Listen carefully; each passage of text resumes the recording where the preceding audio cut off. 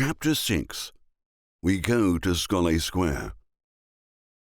My father-in-law squeezed his Dodge into a parking spot behind the old Howard Theatre. Then he led us quickly to Cambridge Street through an alley. The area was flooded with blinking lights. Drunken sailors and shady-looking characters crowded every noisy doorway. "Stay close," said my father-in-law, patting a bulge under his coat. "Luckily, I brought along my service revolver. Things can get crazy on a night like tonight. It's a full moon, and there's a heat wave going on." "If we don't find Giles Duxbury, perhaps we can take in a burlesque show," said Lars, pointing to a poster. I laughed, but my father-in-law didn't. Perhaps he didn't realize Lars was joking.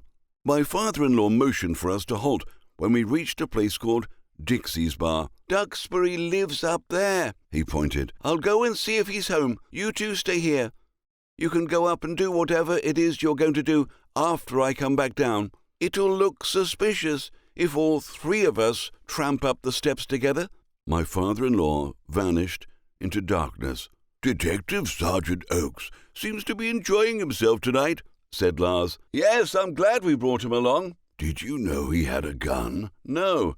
"Let's hope no one gets shot." "I agree." My father-in-law returned. "He wasn't there. Some old woman appeared in the hallway when she heard me knocking. I asked her if she'd seen Duxbury, and she said she hadn't. She thought he might have moved out." "Let's talk to the house manager," said Lars. We went up to the second floor and knocked on a door that had a porcelain sign indicated that the manager lived there.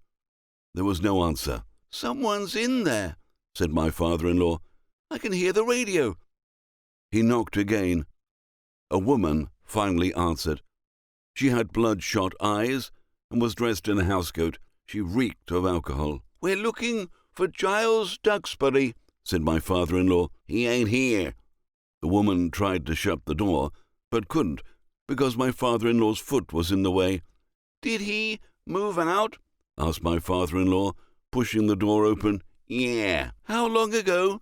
"I can't remember." "Where'd he move to?" "How should I know?"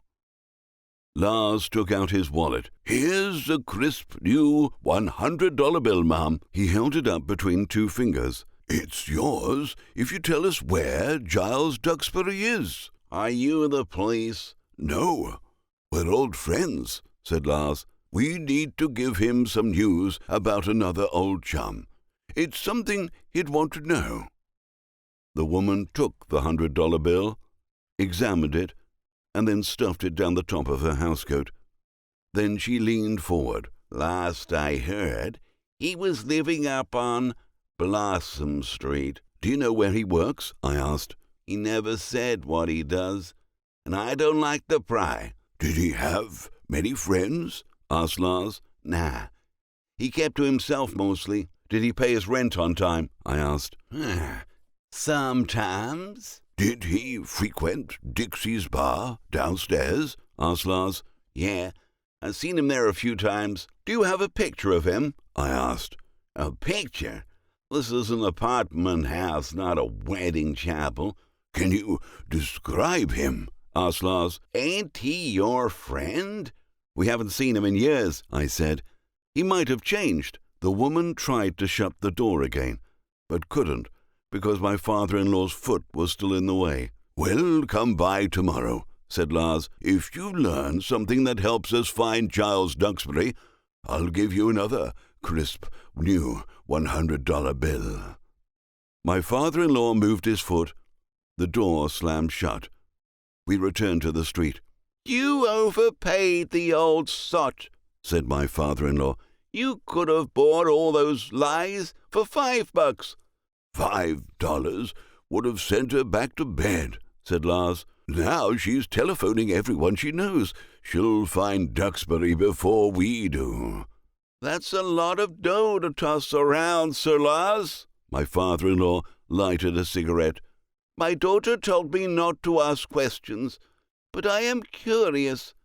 You two aren't intending to kill this Duxbury, are you?" "Not at all, Detective Sergeant Oakes," said Lars. "We want to help him." "Help him do what?" "We don't know. How far is Blossom Street from here?" I asked. "Not far," said my father-in-law. "Follow me. Maybe we'll get lucky and find him," I said. We walked to Blossom Street and checked all the neighborhood bars. Then we searched apartment mailboxes. No one knew Giles Duxbury, and we didn't see his name listed anywhere. We decided to call it a night.